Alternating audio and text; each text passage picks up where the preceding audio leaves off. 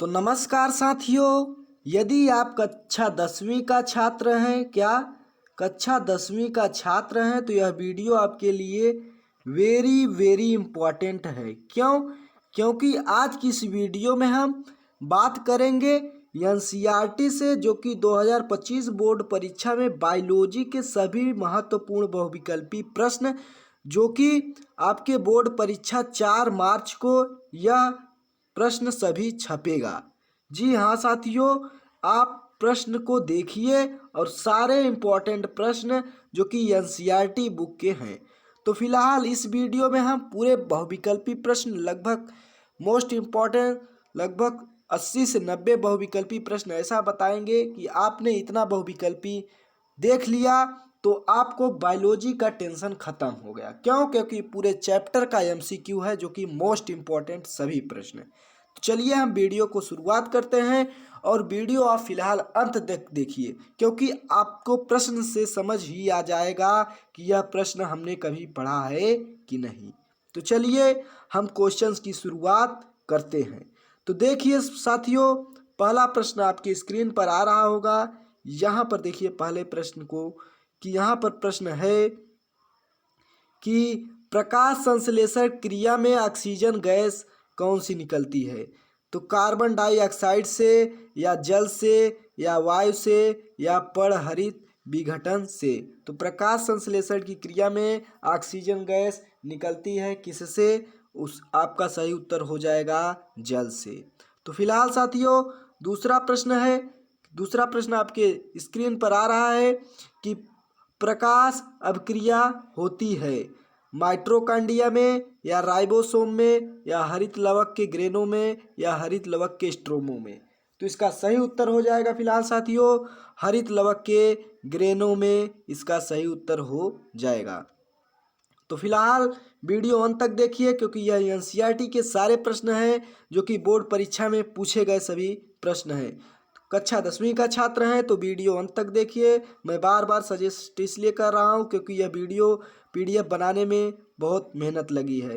Chloroplast के ग्रेनों में क्या बनते हैं? एटीपी तथा एनएडी इंटू 2H, या एटीपी तथा ग्लूकोज बनते हैं, या एटीपी तथा NADP2H बनते हैं, या उपयुक्त सभी बनते हैं।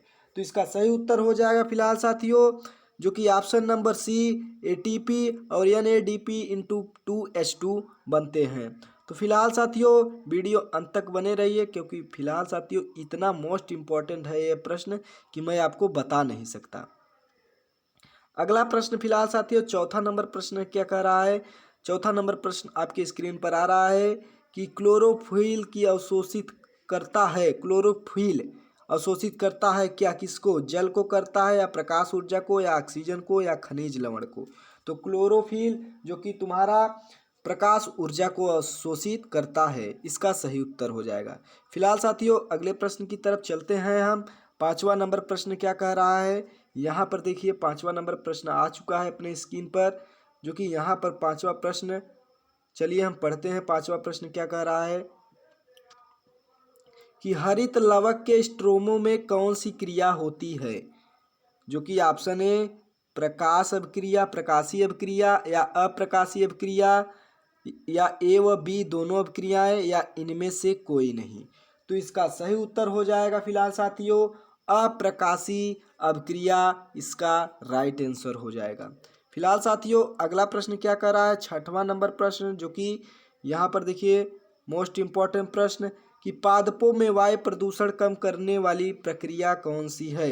श्वसन है, या प्रकाश संश्लेषण है, या वाष्पोत्सर्जन है, या प्रोटीन संश्लेषण है।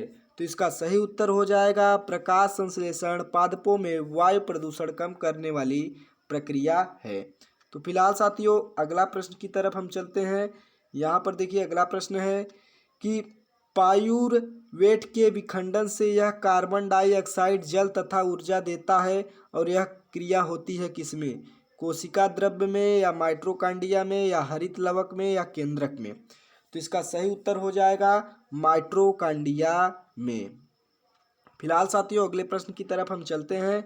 यहाँ पर देखिए 4 ऑप्शन दिए गए हैं।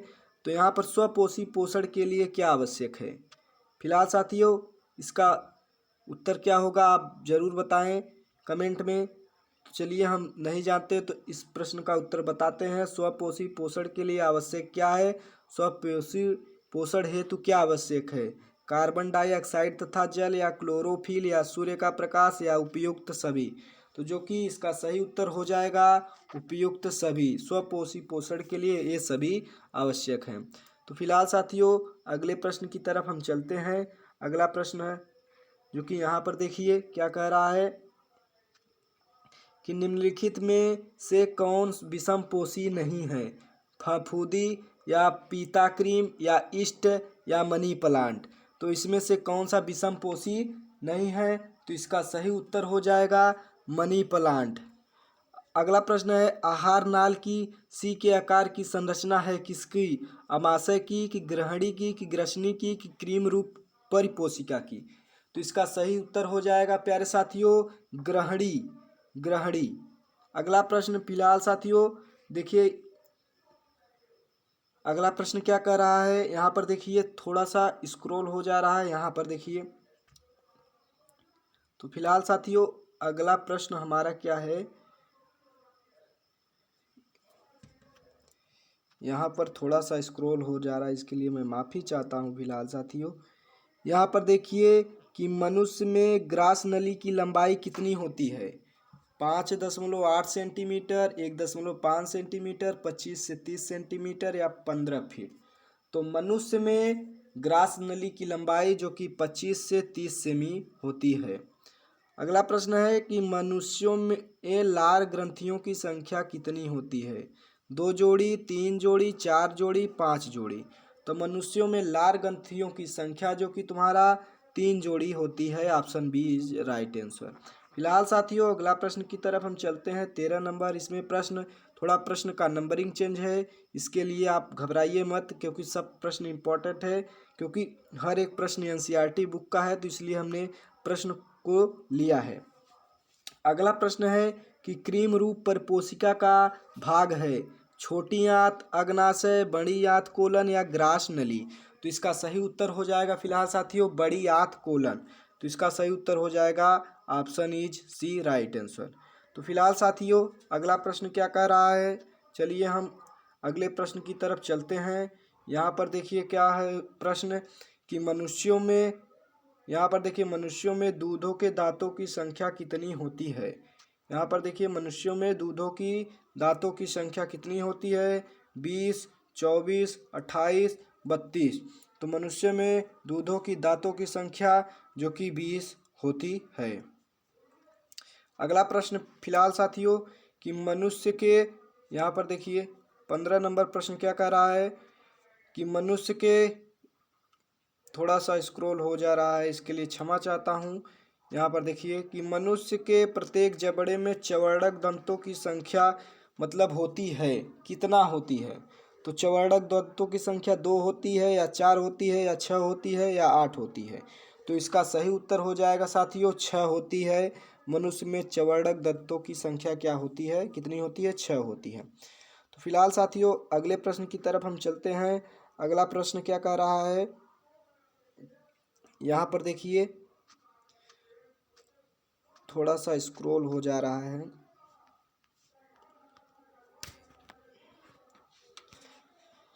यहाँ पर 16 नंबर प्रश्न जो कि यहाँ पर आप क्या कह रहा है,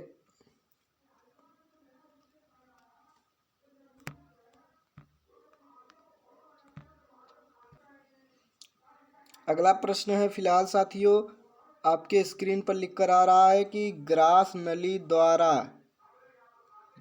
नली द्वार पर लटकी हुई पत्ती के सामने कोटिलेज कहलाती है, क्या कहलाती है?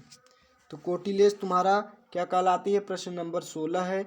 आपके पास 4 ऑप्शन दिए होंगे, लेकिन इसमें से थोड़ा ऑप्शन कट गया है, तो इसका उत्तर हो जाएगा तुम्हारा जो कि एपिगोलोटिस। इसका उत्तर हो जाएगा एपिगोलोटिस, एपिगोलेटिस। तो अगले प्रश्न की तरफ फिलहाल साथियों हम चलते हैं, जो कि सभी मोस्ट इम्पॉर्टेंट हैं, सभी मोस्ट इम्पॉर्टेंट प्रश्न हैं। यहाँ पर देखिए अगला प्रश्न क्या कह रहा है, मनुष्य के प्रत्येक जबड़े में चौड़क दंतों की संख्या, प्रश्न रिपीट हो गया है तो 6 होती हैं। चलिए रिपीट हो गया। यहाँ पर उसका प्रश्न है जो अभी प्रश्न का ऑप्शन कट गया था। फिलहाल साथियों, ग्रास नली द्वार पर लटकी हुई पत्ती के सामने कार्टिलेजी रचना क्या कहलाती है, तो एपिगलोटिस कहलाती है, एपिग्लोटिस कहलाती है। अगला प्रश्न फिलहाल साथियों क्या कह रहा है, चलिए हम बताते हैं। यकृत, यहाँ पर देखिए क्या कह रहा है कि यकृत स्रावित करता है क्या, लार, पित्तरस, जठर रस या अग्नाशिक रस। तो यकृत क्या स्रावित करता है, जो कि पित्तरस को स्रावित करता है। सी इसका सही उत्तर हो जाएगा। फिलहाल अब अगले प्रश्न की तरफ हम चलते हैं प्यारे साथियों। यहाँ पर देखिए आहार नाल के पेशी संकुचन को क्या कहते हैं, पाचन या क्रमाकुंचन या परिसंचरण या अवशोषण। तो इसका सही उत्तर हो जाएगा फिलहाल साथियों क्रमाकुंचन कहते हैं आहार नाल के पेशी संकुचन को। अगला प्रश्न फिलहाल साथियों चलते हैं हम अगला प्रश्न की तरफ। जठर रस किस स्रावित होता है, जठर रस स्रावित होता है। यहाँ पर है जठर रस स्रावित होता है अग्नाशय से या पित्ताशय से या अमाशय से या यकृत से। तो इसका सही उत्तर हो जाएगा जठर रस स्रावित, जो कि अमाशय से होता है। तो फिलहाल साथियों अगले प्रश्न की तरफ चलते हैं। वीडियो अंत तक देखिए क्योंकि यही सब प्रश्न छपने वाले हैं। इससे मतलब इस प्रश्न इतना, यदि आपने इतना प्रश्न तैयार कर लिया तो इससे बाहर कभी प्रश्न बायोलॉजी से आएगा ही नहीं, क्योंकि सारे प्रश्न हैं जो कि एनसीईआरटी के मोस्ट इम्पॉर्टेंट। फिलहाल देखिए अगला प्रश्न क्या है, यहाँ पर देखिए अगला प्रश्न आपके सामने है कि ट्रिएप्सिन एंजाइम क्या करता है।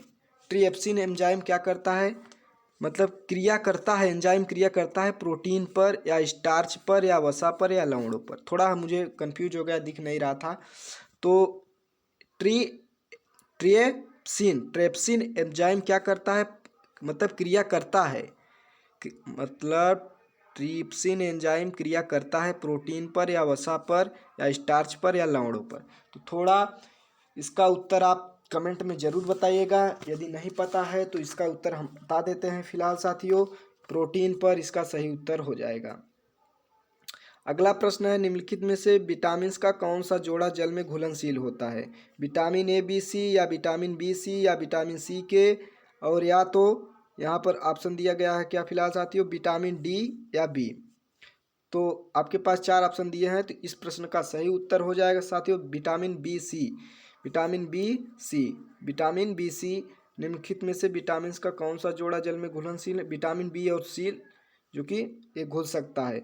विटामिन सी का एक अच्छा स्रोत क्या है, अंडा, मछली, गेहूँ, संतरा।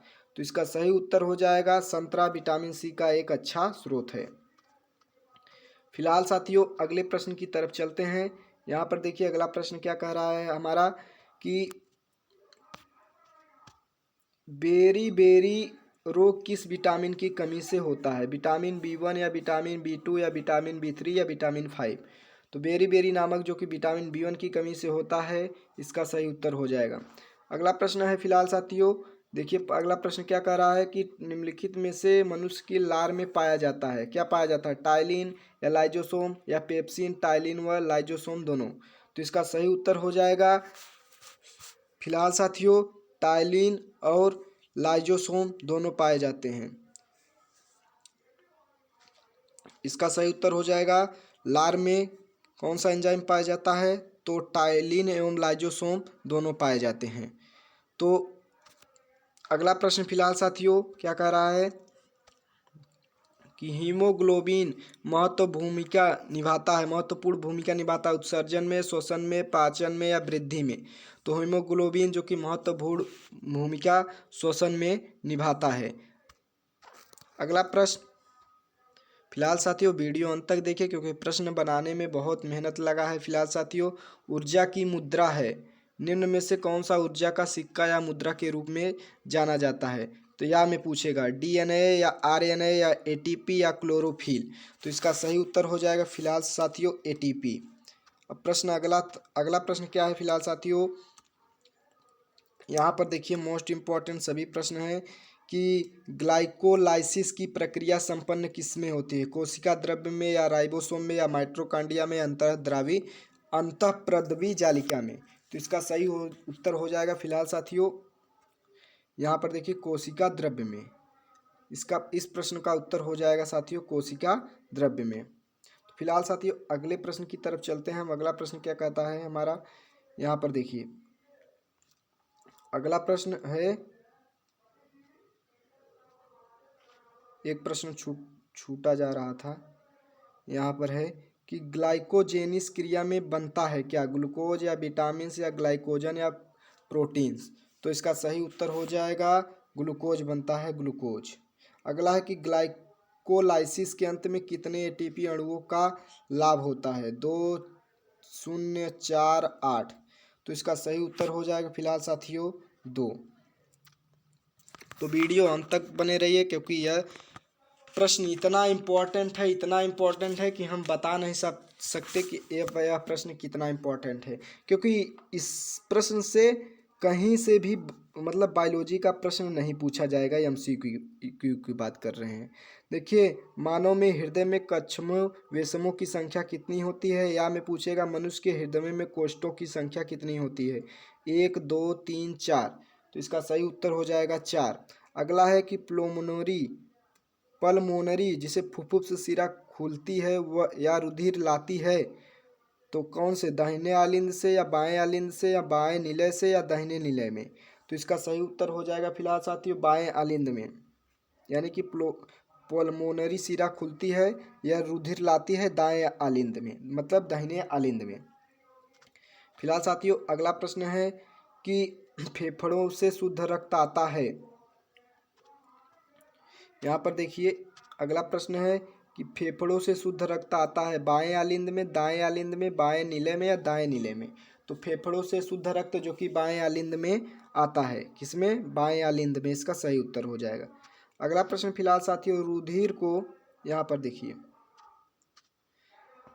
रुधिर को शरीर के विभिन्न भागों में ले जाती हैं सिराएं, महाशिरा या दायां निलय या महाधमनी। तो इसका उत्तर हो जाएगा महाधमनी। अगला प्रश्न है यहाँ पर देखिए कि वह कौन सी शिरा है जिसमें शुद्ध रुधिर प्रवाहित होती है, पल्मोनरी या ग्रीवा या पोर्टल शिरा या पश्च महाशिरा। तो जो कि इसका सही उत्तर हो जाएगा, वह कौन सी शिरा है जिसमें शुद्ध रुधिर प्रवाहित होती है, तो वह है पल्मोनरी शिरा। अगला प्रश्न फिलहाल साथियों, अगला प्रश्न क्या कह रहा है कि रुधिर के कितने समूह होते हैं, 6, 2, 4 या 8। तो रुधिर के जो कि तुम्हारे 4 समूह होते हैं। रक्त लाल रंग किस पदार्थ की उपस्थिति के कारण होता है, हीम या न्यूक्लिक अम्ल या विटामिन सी या पोटेशियम। तो जो कि हीम जिसे हम कहते हैं हीमोग्लोबिन के कारण रक्त लाल रंग का होता है। अगला प्रश्न फिलहाल साथियों लसिका में क्या नहीं पाई जाती है, लसिका में क्या नहीं पाई जाती है, लाल रुधिर कणिकाएं, श्वेत रुधिर कणिकाएं, लिम्फोसाइट्स या उत्सर्जित पदार्थ। तो लसिका में जो कि क्या नहीं पाई जाती है, लाल रुधिर कणिकाएं जो कि नहीं पाई जाती हैं। तो इसका सही उत्तर हो जाएगा ऑप्शन ए। पौधों में पत्तियों का एक जल एवं खनिज लवण स्थानांतरित होते हैं, किसे, फ्लोएम द्वारा, जाइलम द्वारा, मज्जों से या कार्टेस से। तो जाइलम द्वारा होता है, इसका सही उत्तर हो जाएगा जाइलम द्वारा। अगला प्रश्न फिलहाल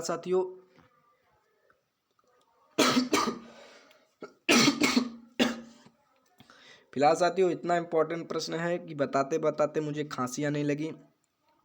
यदि आपने वीडियो को लाइक नहीं किया तो ज़रूर लाइक कर दें। जितने लोग वीडियो देखे हैं, मतलब जितने लोग या देख रहे हैं, ज़रूर लाइक कर दें।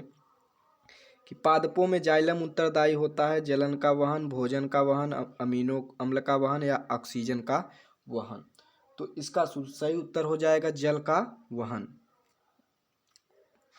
अगला प्रश्न क्या है, अगला प्रश्न फिलहाल आपके साथ सामने आ रहा है कि फ्लोएम द्वारा, यहाँ पर देखिए फ्लोएम द्वारा भोजन का स्थानांतरण होता है सुक्रोज के रूप में या प्रोटीन के रूप में या हार्मोन्स के रूप में या वसा के रूप में। तो इसका सही उत्तर हो जाएगा साथियों सुक्रोज के रूप में, सुक्रोज के रूप में। पौधों में भोजन का स्थानांतरण होता है जाइलम द्वारा, फ्लोएम द्वारा, कार्टेज द्वारा या मज्जा द्वारा। तो जो कि इसका सही उत्तर हो जाएगा फ्लोएम द्वारा, यानी कि पौधों में भोजन का स्थानांतरण फ्लोएम द्वारा होता है। डिक्सन एवं जौली संबंधित क्या है? रसोरोहण से या परासरण से या अवशोषण से या विसरण से। तो जो कि डिक्सन एवं क्या है, डिक्सन एवं जौली संबंधित है किससे? तो किससे संबंधित है? रसारोहण से संबंधित है, रसारोहण। अगले प्रश्न की तरफ चलते हैं फिलहाल साथियों। यहाँ पर देखिए अगला प्रश्न क्या कर रहा है कि निम्नलिखित में से कौन सा त्वचा का कार्य नहीं है? संवेदना या सुरक्षा या लैंगिक क्षण या उत्सर्जन। तो निम्नलिखित में से कौन सा त्वचा का कार्य नहीं है? तो इसका सही उत्तर हो जाएगा लैंगिक क्षण,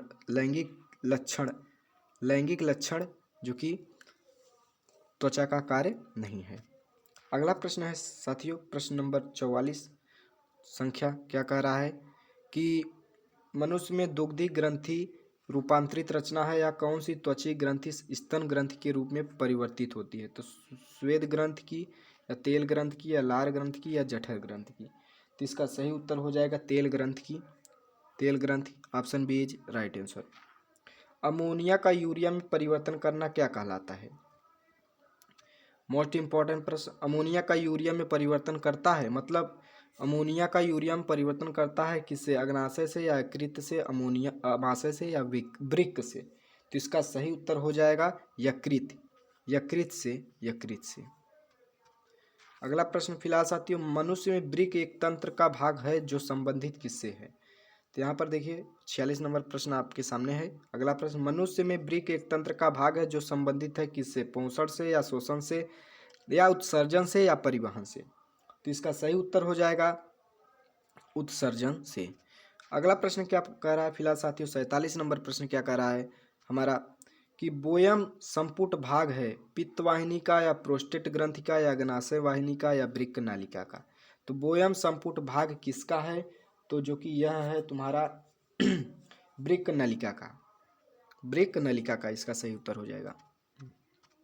अगला प्रश्न फिलहाल साथियों, गर्मियों के दिनों में यहाँ पर देखिए क्या कह रहा है, गर्मियों के दिनों में किस कारण दोपहर में पौधे मुरझा जाते हैं? वाष्पोत्सर्जन कमी के कारण या वाष्पोत्सर्जन की अधिकता के कारण या प्रकाश संश्लेषण के कमी के कारण या प्रकाश संश्लेषण की अधिकता के कारण। तो इसका सही हो जाएगा कि वाष्पोत्सर्जन की अधिकता के कारण गर्मियों में पौधे क्या हो जाते हैं? मुरझा जाते हैं। तो इसका उत्तर हो जाएगा ऑप्शन बी। पादपों में जाइलम का कार्य क्या होता है? मोस्ट इंपॉर्टेंट प्रश्न। पादपों में जाइलम का कार्य होता है क्या? उत्सर्जी वर्ज्य पदार्थों का संवहन या जल का संवहन, ऑप्शन बी, और या भोजन का संवहन या अमीनो अम्ल का संवहन, जो कि 4 ऑप्शन है फिलहाल। तो इसका सही उत्तर हो जाएगा प्यारे साथियों, यहाँ पर हो जाएगा सही उत्तर जल का संवहन, जो कि जल का संवहन इसका सही उत्तर हो जाएगा। अगला प्रश्न फिलहाल साथियों, कोशिका प्रक्रमों में ऊर्जा मुद्रा क्या है? यहाँ पर देखिए अगला प्रश्न है कि कोशिका प्रक्रम में ऊर्जा मुद्रा है क्या है? माइटोकॉन्ड्रिया है या एटीपी है या ग्लूकोज है या पायरूवेट है। तो इसका सही उत्तर हो जाएगा एटीपी। वह प्रक्रिया जिसमें जटिल कार्बनिक अणु सरल अणुओं में टूटते हैं वह क्या कहलाते हैं? उपचयी अपक्रिया या ए व बी दोनों, या अपचयी अपक्रिया या सामान्य अपक्रिया। तो इसका सही उत्तर हो जाएगा अपचयी अपक्रिया। अगला प्रश्न फिलहाल साथियों, पित्त रस का स्राव कहाँ होता है, किससे? यहाँ पर देखिए अगला प्रश्न है कि पित्त रस का स्राव होता है पित्ताशय से या यकृत में या अग्नाशय में या अमाशय में। तो इसका सही उत्तर हो जाएगा यकृत में। केवल जल में घुलनशील कौन सा होता है? विटामिन ए या विटामिन के या विटामिन डी या विटामिन सी। तो अभी हमने बताया विटामिन सी, जो कि जल में क्या होते हैं? घुलनशील होते हैं। अगला प्रश्न, चर्मदाह या पेलेग्रा। यहाँ पर एक प्रश्न है कि चर्मदाह या जिसे हम पेलाग्रा रोग निम्नलिखित में से किस विटामिन की कमी से होता है? Vitamin B1, vitamin B2, vitamin B5, vitamin B12। तो इसका सही उत्तर हो जाएगा विटामिन B5 की कमी के कारण यह रोग होता है। एटीपी तथा NADP × 2S2 का निर्माण इंटू 2H का निर्माण होता है माइट्रोकांडिया में, पेराक्सीसोम से या लाइसोसोम से। तो इसका सही उत्तर हो जाएगा साथियों क्लोरोप्लास्टस से, जो कि क्लोरोप्लास्टस से में क्लोरोप्लास्टम में।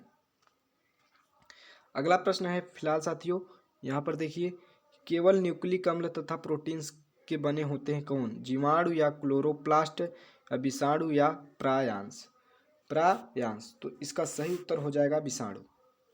इसका सही उत्तर हो जाएगा विषाणु। यानी कि द्वार कोशिका पाई जाती है, द्वार कोशिका पाई जाती है जड़ों में या रंध्रों में या वातरंध्रों में या उपयुक्त सभी। तो इसका सही उत्तर हो जाएगा रंध्रों में। अगला प्रश्न फिलहाल साथियों, केवल जल में घुलनशील होता है vitamin A, vitamin D, vitamin के, विटामिन सी।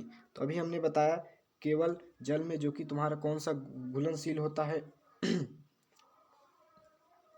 जो कि विटामिन सी। चर्मदगाह या पेलाग्रा रोग निम्नलिखित में से किस विटामिन की कमी से होता है? तो विटामिन B5। क्वेश्चन थोड़ा रिपीट हो गया है। यहाँ पर देखिए, केवल न्यूक्लिक अम्ल तथा प्रोटीन्स बने होते हैं। तो अभी विषाणु बताया। द्वार कोशिका पाई जाती है किससे? रंध्रों में। थोड़ा प्रश्न रिपीट हो गया था। तो यहाँ पर देखिए, अब अगला है कि मूत्र निर्माण होता है वृक्क में या यकृत में या प्लीहा में या हृदय में? तो इसका सही उत्तर हो जाएगा वृक्क में। लार में कौन सा एंजाइम पाया जाता है? तो लार में जो कि तुम्हारा, लार में कौन सा एंजाइम पाया जाता है? तो लार में तुम्हारा जो कि पेप्सिन पाया जाता है या एमिलेस पाया जाता है या ट्रिप्सिन पाया जाता है या लाइपेस? तो इसका सही उत्तर हो जाएगा एमिलेस। लाइपेस नहीं पाया जाता है, एमिलेस पाया जाता है। तो अगले प्रश्न की तरफ फिलहाल चलते हैं साथियों। देखिए, डीएनए के दोनों तंतुओं को आपस में जोड़ना क्या कहलाता है? यहाँ पर देखिए, डीएनए के दोनों तंतुओं को आपस में जोड़ते हैं वह हाइड्रोजन बंध कहलाते हैं, या आयनिक बंध, या पेप्टाइड बंध, या सहसंयोजी बंध? तो इसका सही उत्तर हो जाएगा फिलहाल साथियों, देखिए, डीएनए के दोनों तंतुओं को आपस में जोड़ते हैं वह कौन सा बंध कहलाता है? हाइड्रोजन बंध या आयनिक बंध? वो वाला केमिस्ट्री वाला समझ लीजिए एक तरह से। प्रश्न है कि डीएनए के दोनों तंतुओं में, इसका थोड़ा हम कंफ्यूज हैं, देखते हैं इसका क्या उत्तर होता है। आपको मालूम है तो जरूर बताइए। यहाँ पर इसमें हो जाएगा हाइड्रोजन बंध बनता है। जीवों में विभिन्नताएं उत्पन्न होती हैं किससे? वर्धिकायिक जनन द्वारा, अलैंगिक जनन द्वारा, लैंगिक जनन द्वारा, या स्पोर बीजाणु निर्माण द्वारा? तो इसका सही उत्तर हो जाएगा लैंगिक जनन द्वारा। थोड़ा हम वीडियो को फास्ट करते हैं फिलहाल साथियों, क्योंकि वीडियो ज़्यादा।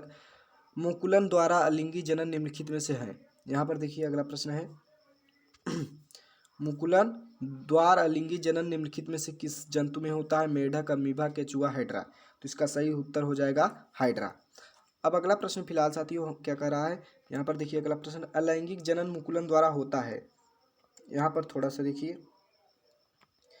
प्रश्न अगला क्या कह रहा है कि अलैंगिक जनन मुकुलन द्वारा होता है किसमें? अमीबा में, अमीबा में, या ईस्ट में, या प्लेजोमोडियम में, या लेशमानिया में? तो इसका सही उत्तर हो जाएगा ईस्ट में। ईस्ट में। पुष्प में कितने भाग होते हैं? 3, 4, 5, 6। तो पुष्प में जो कि 4 भाग होते हैं। अगला प्रश्न यहाँ पर फिलहाल साथियों, एक पुष्प के स्त्री केसर के मध्य भाग को क्या कहते हैं? वर्तिकाग्र, या वर्तिका, या अंडाशय, या अंडबीजांड? तो इसका सही उत्तर हो जाएगा वर्तिका। वर्तिकाग्र नहीं, सॉरी, वर्तिकाग्र नहीं होगा, वर्तिका होगा। इसका सही उत्तर हो जाएगा वर्तिका। देखिए, पराग कोश में होते हैं, पराग कोश में क्या होते हैं? पराग कोश में होते हैं बाह्यदल, या अंडाशय, या अंडप, या परागकण? तो पराग कोश में जो कि तुम्हारे परागकण होते हैं, परागकण। अब अगला प्रश्न है फिलहाल साथियों कि परागकण का पराग कोश से वर्तिकाग्र का स्थानांतरण क्या कहलाता है? यहाँ पर देखिए, प्रश्न है कि परागकण का पराग कोश से वर्तिकाग्र एक स्थानांतरण क्या कहलाता है? आपके पास ऑप्शन दिए जाते हैं। परागकण कहलाता है, या अंडोत्सर्ज कहलाता है, या निषेचन कहलाता है, या इनमें से कोई नहीं? तो इसका सही उत्तर हो जाएगा तुम्हारा परागकण कहलाता है। इसका सही उत्तर हो जाएगा परागकण। पराग नली में नर युग्मक की संख्या होती है 1, 2, 3 या 8? तो इसका सही उत्तर हो जाएगा 2। अगला प्रश्न, द्विनिषेचन विशेष लक्षण किसके हैं? द्विनिषेचन द्विनिषेचन विशेष लक्षण है या द्विनिषेचन पाया जाता है जंतुओं का या आवृत्त बीज पादपों का या अनावृत्त बीज पादपों का या शैवाल का। तो इसका सही उत्तर हो जाएगा आवृत्त बीज पादप का, आवृत्त बीज पादप का इसका उत्तर हो जाएगा। अगला प्रश्न फिलहाल साथियों, निषेचन के बाद में पुष्प का कौन सा भाग बदल जाता है। यहाँ पर देखिए निषेचन के बाद पुष्प का कौन सा भाग फल में बदल जाता है। सॉरी, पढ़ने में थोड़ा मिस्टेक हो गई। फल में कौन, पुंकेसर या वर्तिका या अंडाशय या बीजांड। तो इसका सही उत्तर हो जाएगा अंडाशय, अंडाशय, सी इज ए राइट आंसर। अगला प्रश्न फिलहाल साथियों चलते हैं निषेचन के दौरान। यहाँ पर देखिए मोस्ट इंपॉर्टेंट प्रश्न सभी हैं।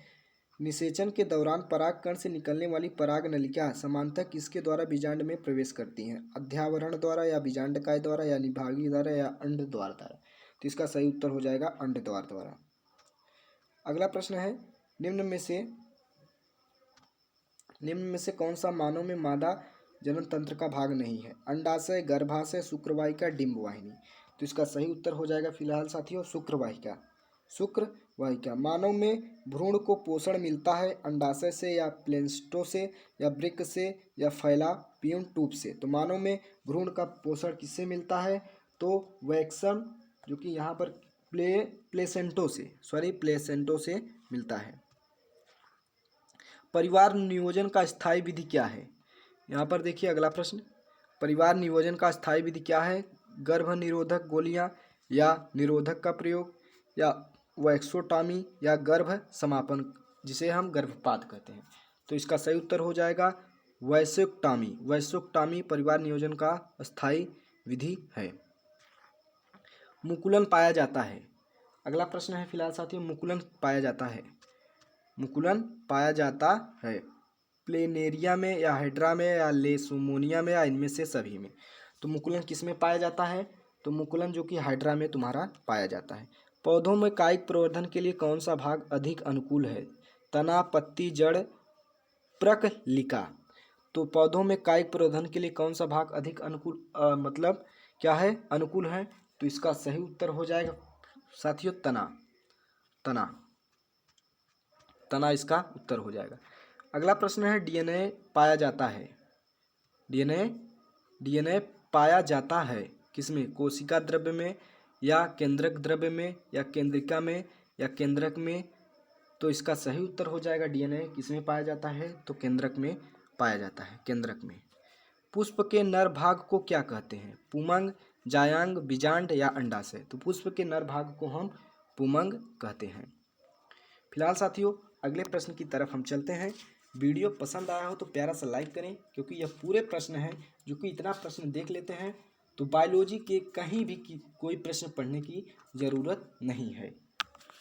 तो देखिए अगले प्रश्न की तरफ हम चलते हैं।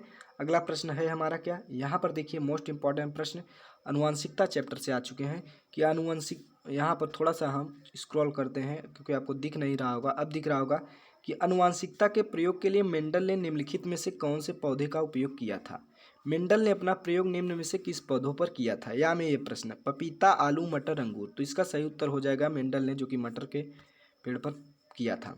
दूसरा प्रश्न फिलहाल साथियों क्या कह रहा है कि उद्यान मटर में अप्रभावी लक्षण कौन होते हैं, लंबे तने या झुर्रीदार बीज या गोल बीज या फैली हुई फली। तो इसका सही उत्तर हो जाएगा झुर्रीदार बीज, झुर्रीदार बीज। अब यहाँ पर देखिए एक द्विसंकर का प्रारूप क्या होता है, एक द्विसंकर दर्श का प्रारूप क्या होता है, 1:2:1 या 2:1, 1:1:2 या 9:3, 3:3, 3:1 या 3:1। तो इसका सही उत्तर हो जाएगा option number C is right answer. अगला प्रश्न फिलहाल साथियों यहाँ पर देखिए क्या कह रहा है कि मटर के लंबे पौधे का क्रॉस बौने पौधों से कराने पर प्रथम पीढ़ी में लंबे मटर के पौधे प्राप्त होते हैं, द्वितीय पीढ़ी में प्राप्त पौधे होंगे क्या लंबे तथा बौने, या लंबे या मटर के पौधे या बौने मटर के पौधे, या इनमें से कोई नहीं। तो इसका सही उत्तर हो जाएगा लंबे तथा बौने पौधे, इसका उत्तर हो जाएगा ऑप्शन नंबर ए। अब अगला प्रश्न फिलहाल साथियों यहाँ पर देखिए अगला प्रश्न क्या कह रहा है, F2 पीढ़ी में, यहाँ पर देखिए F2 पीढ़ी में 3:1 अनुपात प्राप्त होता है, एक संकर क्रॉस में या द्विसंकर क्रॉस में या ए तथा बीनों में या डी या इनमें से कोई नहीं। तो एक संकर क्रॉस में F2 पीढ़ी 3:1 के रूप में प्राप्त होता है। अगला प्रश्न है फिलहाल साथियों कि पृथक्करण का नियम प्रस्तुत किया था किसने? चार्ल्स डार्विन ने या ह्यूगो डी ब्रीज ने या जॉन ग्रेगर मेंडल ने या रॉबर्ट हुक ने? तो इसका सही उत्तर हो जाएगा फिलहाल साथियों, क्या प्रश्न पूछा है कि पृथक्करण का नियम किसने प्रस्तुत किया था? तो जॉन ग्रेगर मेंडल ने किया था। गुणसूत्र किस पदार्थ के बने होते हैं? प्रोटीन, डीएनए, आरएनए, डीएनए और प्रोटीन। तो गुणसूत्र तुम्हारे जो कि डीएनए और प्रोटीन से बने होते हैं। ऑप्शन डी इसका सही उत्तर हो जाएगा। फिलहाल साथियों अगला प्रश्न क्या कह रहा है? मानव में गुणसूत्रों की संख्या कितनी होती है? मोस्ट इंपॉर्टेंट प्रश्न जो कि हर एक एग्जाम में पूछा जाता है। मानव में गुणसूत्रों की संख्या कितनी होती है? 42, 46, 44, 48। तो मानव में गुणसूत्रों की संख्या जो कि 46 होती है। मनुष्य के शुक्राणु में ऑटोसोम की संख्या कितनी होती है? 22, 24, 42, 44। तो इसका सही उत्तर हो जाएगा 44। अगला प्रश्न फिलहाल साथियों, जीवन की उत्पत्ति हुई सागर में या धरती पर या वायुमंडल में या अंतरिक्ष पर? तो इसका सही उत्तर हो जाएगा सागर में। समजात अंगों का क्या उदाहरण है? समजात अंगों का उदाहरण है हमारा हाथ तथा कुत्ते के अग्रपाद या हमारा दांत तथा हाथी के दांत, आलू एवं घास की ऊपरी भुस्तारी या उपयुक्त सभी। तो इसका सही उत्तर हो जाएगा उपयुक्त सभी समजात अंगों के उदाहरण है। अगला प्रश्न फिलहाल साथियों क्या कह रहा है कि विकास के दृष्टिकोण से मानव से सबसे निकटवर्ती क्या है? बंदर है, यहाँ पर देखिए बंदर है या चमगादड़ या खरगोश या चिंपैंजी? तो इसका सही उत्तर हो जाएगा चिंपैंजी। पुरुष में लिंग गुणसूत्र होता है X Y, X X, Y या एक्स? तो इसका सही उत्तर हो जाएगा X Y, A is right answer. अब अगला प्रश्न फिलहाल साथियों, विकास दृष्टिकोण से हमारी किससे अधिक समानता है? चीन के विद्यार्थी से या चिंपैंजी से या मकड़ी से या जीवाणु से? तो विकास दृष्टिकोण से हमारी किससे अधिकता समानता है? तो इसका सही उत्तर हो जाएगा चिंपैंजी से। अगला प्रश्न फिलहाल साथियों यहाँ पर देखिए क्या कह रहा है कि निम्नलिखित में कौन सा जीन प्रारूप शुद्ध गोलो बीज को प्रकट करता है? शुद्ध गोल बीज के लिए कौन सा प्रकट करता है? स्मॉल टी या कैपिटल टी स्मॉल टी या स्मॉल टी कैपिटल टी या आर? तो जो कि निम्नलिखित में से कौन सा जीन शुद्ध गोले बीज का प्रकट करता है? तो इसका सही उत्तर हो जाएगा कैपिटल आर। अगला प्रश्न है कि जाइगोट के गुणसूत्रों की संख्या कितनी होती है? 4x, 3x, 2x, x? तो इसका सही उत्तर हो जाएगा 2x। डार्विन के अनुसार यहाँ पर देखिए अगला प्रश्न है, डार्विन के अनुसार नई प्रजातियां की उत्पत्ति होती है प्राकृतिक वर्ण से या उत्परिवर्तन से या प्रसंकरण से या उपार्जित लक्षणों से? तो इसका सही उत्तर हो जाएगा प्राकृतिक वर्ण से। मेंडल के अनुसार मटर के बौने पौधों का जीन प्रारूप क्या होता है? तो बौने पौधों का प्रारूप जो कि जानते हैं स्मॉल टी जो कि एक बौने पौधों का प्रारूप है। अगला प्रश्न फिलहाल साथियों यहाँ पर देखिए क्या कह रहा है कि मेंडल के अनुसार मटर के शुद्ध लंबे पौधे का जीन प्रारूप होता है, शुद्ध लंबे पौधे का जीन प्रारूप जो कि टी कैपिटल टी होता है। तो यहाँ पर देखिए विज्ञान की वह शाखा जिसमें जीवाश्मों का अध्ययन किया जाता है वह क्या कहलाता है? इकोलॉजी, इथोलॉजी, पैलिओन्टोलॉजी या बायोलॉजी? तो इसका सही उत्तर हो जाएगा पैलिओन्टोलॉजी। जैव विकास का सिद्धांत प्रतिपादित करने वाले वैज्ञानिक का नाम क्या था? चार्ल्स डार्विन या ग्रेगर मेंडल या जगदीश चंद्र बोस या हरिगोविंद खुराना? तो इसका सही उत्तर हो जाएगा चार्ल्स डार्विन। अगला प्रश्न फिलहाल साथियों क्या कह रहा है कि प्रोकैरियोटिक कोशिका में डीएनए कहाँ पाया जाता है? केंद्रक में या कोशिका द्रव्य में या माइटोकॉन्ड्रिया में या इनमें से कोई नहीं? तो इसका सही उत्तर हो जाएगा कोशिका द्रव्य में पाया जाता है। तो उम्मीद है प्यारे साथियों जो कि लगभग 100 प्रश्न से ज़्यादा प्रश्न थे, लगभग 100 से 130 प्रश्न थे। इस वीडियो में मैंने सभी मतलब बायोलॉजी के सभी प्रश्न डिस्कस किए कक्षा 10 वालों के लिए, जो कि इतना बहुविकल्पी प्रश्न यदि आपने देख लिया होगा तो इससे ज़्यादा बहुविकल्पी प्रश्न बायोलॉजी से नहीं आएंगे और आपको दूसरों का वीडियो देखने की ज़रूरत भी नहीं है। तो फिलहाल साथियों दिखाते हैं हमने लगभग कितना देख रहे हैं कितना पेज का सब बहुविकल्पी प्रश्न बताया। लगभग 21 पेज थे हमारे पास। 21 पेज में जो कि एनसीईआरटी के सारे बहुविकल्पी प्रश्न हम आपको बता दिए बायोलॉजी का। तो धन्यवाद। वीडियो पसंद आया हो तो प्यारा सा लाइक करें, यह वीडियो अपने दोस्तों के साथ शेयर करें और जय हिंद, वंदे मातरम। मिलते हैं नेक्स्ट वीडियो में नेक्स्ट टॉपिक के साथ।